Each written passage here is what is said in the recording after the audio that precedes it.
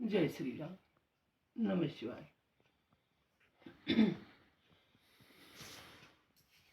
भाई हमें क्या थे और क्या हो लिए, विचार करिए इस बात को सुनने के बाद में कि जब सृष्टि की रचना करी, ब्रह्मा जी ने चाहा कि सृष्टि की रचना होनी चाहिए, तो ब्रह्मा विष्णु महेश तीनों बतलाए कि इस दुनिया को बनाया जाए, बसाया जाए और इस तरीके से बनावे कि लंबे समय तक ये शांतिपूर्ण सृष्टि चक्र चलता रहो, जिसका कभी भी खात्मा यानी कभी भी दी एंड ना हो।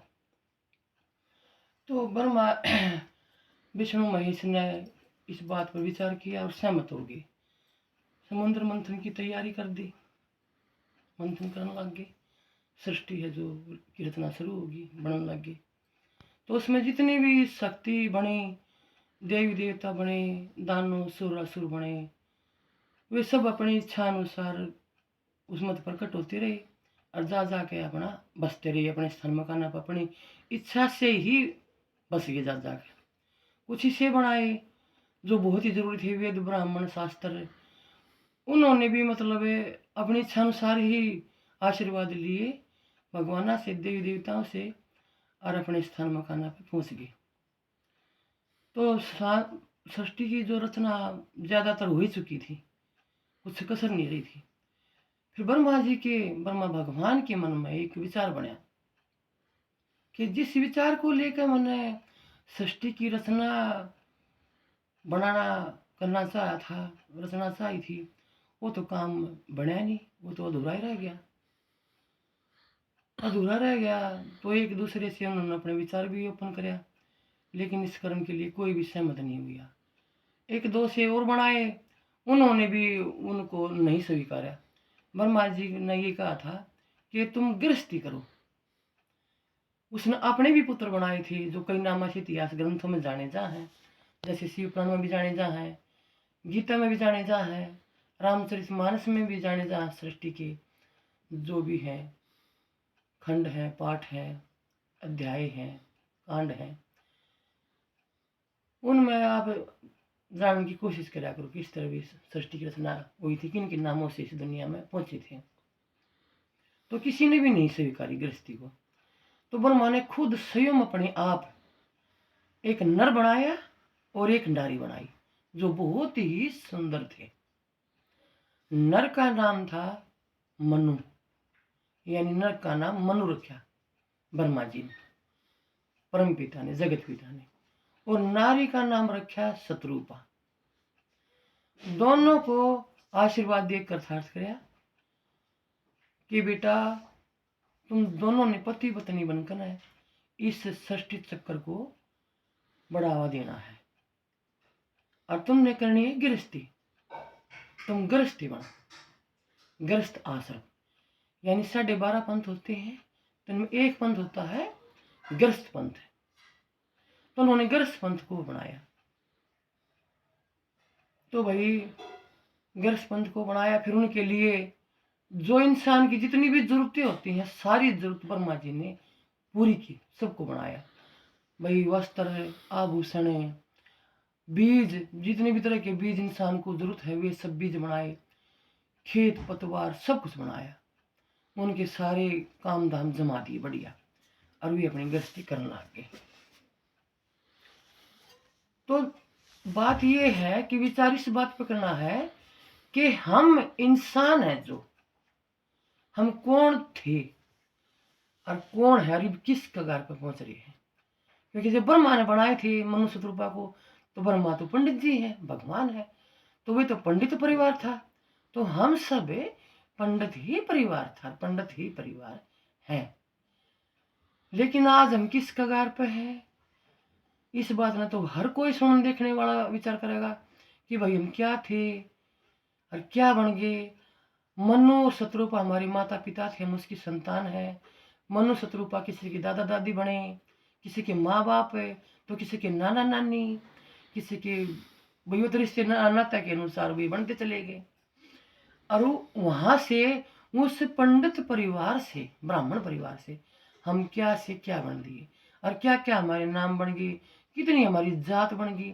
इस बात पर हमने स्वयं अपने आप भी विचार करना चाहिए सुनने के बाद में कि वास्तव में दीदी है जो कमलेश हूँ भाई किस तरह समझा रही है, वो वाक्य में सही समझा रही है, सही कह रही है।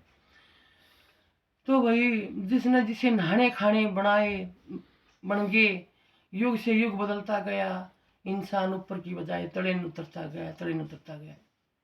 नहाने खाने बदल गए, सोच बदल गई, इंसान के काम करने के तरीके बदल गए। जिसने जिसी भाषा बोली उसका उसा नाम पड़ गया। क्यों कई बार बच्चा घर में गलती कर दिया है तो हम कई बार नू नहीं कह देते है नीच, तो वैसा होया कि उसका नीचे नाम पड़ गया क्योंकि उसने ऐसा कर्म कराया कि माँ बाप है जो बड़े बुजुर्ग उसको नीचे कहने पुत्र गए, मजबूर हो गए। कोई भाई मांस मदिरा खाने लग गया, इस अपने सुख को अपनी ही प्रकृति को जो इंसान को जिंदगी प्रदान करे थी, उम्र दी हुई थी, जीने के जरिए दी हुई थी, जो इंसान 100 वर्ष की बजाय 1000 वर्ष कई कई हजार वर्ष तक इस नश्वर धरा है, इस नश्वर लोक में बने रहा करते, इंसान उसी ही प्रकृति को अपनी हवस का शिकार बनाना शुरू कर दिया। यानी पेड़ पौधों से अन्न जल से उसका पेट नहीं भरा, फल फ्रूट से जीवात्मा ही होकर जीवात्मा को खाने लगी, अपनी भूख मिटाने लग गई। तो वही इसी तरह इंसान का जैसे रहना सहना खराब हो गया, इसी तरह उम्र भी घटती आ गई, उसकी जात बदलती चली गई उसके कर्मा के अनुसार। ये विचार इस बात पर करो कि उसने इंसान ने खुद बदला अपने आप को कि या किसी और ने बदला, भगवान ने नहीं बदला। भगवान ने तो ये मनुष्य शत्रुपा का परिवार है यो, क्योंकि जो संत महात्मा ऋषि मुनि थे वे तो अपने ही कर्म में लगे हुए थे, पंडित थे वे भी अपने शास्त्र विद्या में थे, अपने धर्म पे थे। लेकिन जो उन्होंने गृहस्थी की थी, जो ब्रह्मा जी ने उसको जिम्मेदारी सौंपी थी, वो तो उसका परिवार था, कितना बढ़िया परिवार था, पंडित परिवार था। फिर उसके बाद में के होने लग गया, के होता चाल पड़ा, और के इंसान के नाम पड़ गए, कितनी जात पड़ गई, वो तो सब नहीं पता है, मैं तो क्या बताऊंगा, आप अपने आप विचार कर लो।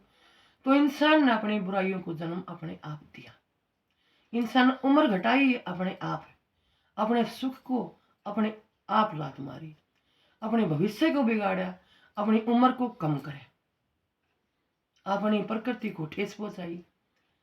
कि यहाँ से चलकर है कि भारतवर्ष देवी देवता का देश हुआ करता, सारी ही शक्ति इसमें उत्पन्न हुई। यहाँ से जैसे बिजनेस के लिए फिर बिजनेसमैन बन गए कि चलकर वहां चले गए, वहां चले गए, वहां चले गए, किसी का नाम रूस पड़ गया, किसी का नेपाल पड़ गया, किसी का कुछ पड़ गया, किसी का अमेरिका पड़ गया, किसी का कुछ हो गया। इस तरह भारतवासी इंसान ने जाने इस भारतवर्ष को कहाँ कहाँ तक बसा दिया। कुल मिलाकर ये देश है, इसी में मतलब है ना, हमारे इतिहास ग्रंथ ये सिखलाते हैं कि ये देवी देवताओं की धरती है। इस भारतवर्ष को देव धरती माना जाता है, इसलिए माना जाता है कि यहाँ पे समुद्र का जो मंथन हुआ था, सृष्टि की रचना हुई थी, वो भी भारतवर्ष में हुई थी। सारी शक्ति इसी में आती है। तो इंसान ने देख लिया अपने आप को कहाँ कहाँ तक बसा दिया, के बिजनेस शुरू कर दिए, कोई मछली पालन कर रहा है, कोई सूर पालन कर रहा है, कोई फलान कर रहा है, कोई देख ये कोई नहाने खाने थोड़ी है। तो विचार इस बात पे करो भाई, तुम क्या थे और क्या बन लिए, कहाँ थे, कितनी बढ़िया कगार पे ब्रह्मा जी ने आपको छोड़ा था, और किस कगार पे आज हमारी बात आकर टिक रही है। तो इसमें दीदियां भी कहती हैं कि तुम्हें पंडित बनो, ब्रह्मा कुमारी जी शिक्षा देती है कि तुम पंडित बनो। लेकिन आज तक हमने दीदियों की तरफ से भी ये बात नहीं सुनी है कि तुम किसके बच्चे थे, कि हम मनु और शत्रुपा के बच्चे थे, जो ब्रह्मा ने सृष्टि रचना के समय बनाए थे, और उन्होंने उनको गृहस्थी सौंपी थी, और उन्होंने गृहस्थी को स्वीकारा था, और वो पंडित परिवार थे। तो हम जो जात विवाद को लेकर इस लफड़े में पड़े रहे हैं कि ये चूड़ा है, यो चमार है, यो फलाना है, यो जाट है, यो कुम्हार है, यो नाई है, तो इस तरह की ये बातें इंसान को शोभा नहीं देती, क्योंकि सब एक ही माँ मालिक के बच्चे हैं, और एक ही मालिक हमारे को सींचता है। तो हमारी जो मालिक है, हमें भाई और भी कह दे हैं जो समझदार ज्ञानी है, लेकिन मैं तो हमेशा कहती हूँ कि हम माँ मालिक के बंदे हैं, माँ मालिक के बच्चे हैं, जो अपनी गोद में हमें रखती है, लालन पालन करती है और करती रहती है, और लास्ट श्वास तक अपनी गोद में रखती है, और बाद में स्थान ग्रहण करवा देती है हमारे को। और वो है जो उसको कहते हैं कि सबका मालिक एक है। वो मालिक है जो समय समय पर इस प्रकृति को सींचता है, बारिश देता है, 6 ऋतुएं देता है अपने हिसाब से। 6 ऋतुएं बनाई, वे अपना काम करती हैं, बराबर प्रकृति सृष्टि चक्र में सुख शांति बनी रहती है, और इंसान को हर चीज समय समय पर मिलती रहती है, और जीवात्माएं खुश रहती हैं। तो ये इंसान, मैं न्यू कहूँगी और न्यू कहना चाह रही हूँ कि तू स्वयं को समझ कि तू क्या था और तू क्या बनाया था, और आज तू किस कगार पे है और किसकी वजह से है। थोड़ी सी देर, ज्यादा नहीं, अपने आप में झांक के देख। थोड़ी सी देर के लिए अपना गुरु अपने आप बनकर देख और अपने आप को समझा।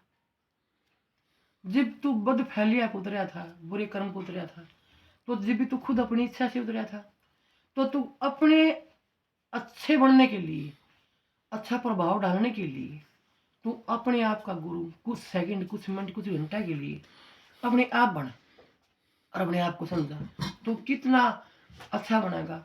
और तेरे अंदर जो शिकायतें हैं प्रकृति को लेकर या एक दूसरे को लेकर है या भगवान को लेकर है, सारी शिकायतें बंद हो जाएंगी, उन पे बैन लग जाएगा, क्योंकि तू ही सब कुछ है। तूने ही बुराई की नींव रखी थी और तूने ही अच्छाई की नींव रखनी है। इस बात को ध्यान में रखना और कोशिश करके देखें कि मैं वास्तव में मैं क्या था और मैं क्या हो लिया। तो इंसान ने ही प्रदूषण को बढ़ावा दिया था, जिससे ऑक्सीजन कम हुई, और इंसान ने ही इस प्रदूषण पर बैन लगाना है, काबू पाना है। कैसे हमने अपने वातावरण को शुद्धता में बदलना है, और कैसे किस तरह इस प्रदूषण पर काबू पाना है, और किस तरह इंसान को लंबी उम्र किया, लंबी उम्र को लेकर जो आशीर्वाद लगा ले, या हमने इस प्रकृति से जो हमें जीवन मिलता है, सब कुछ मिलता है, इसी से हमने पाना है, जिसको हमने इंसान ने खुद ही खत्म कर दिया। इस बात पर विचार करें। नमस्ते नमस्ते, नमः शिवाय। जय श्री राम। सनातन धर्म की सदा ही जय।